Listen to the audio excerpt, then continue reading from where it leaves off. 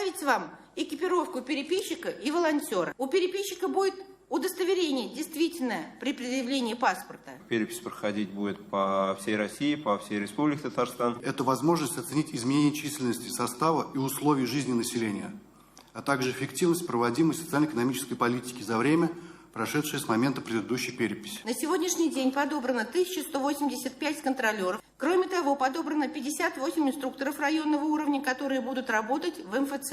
Для оперативной замены персонала предусмотрен 15% резерв. В случае, если переписчик никого не застал дома, он оставит информационную листовку с адресом и телефоном стационарного участка. Первые итоги предварительно уже будут в декабре этого года. Закажи рекламу на ТНВ. Телефон в Казани 5 705 100.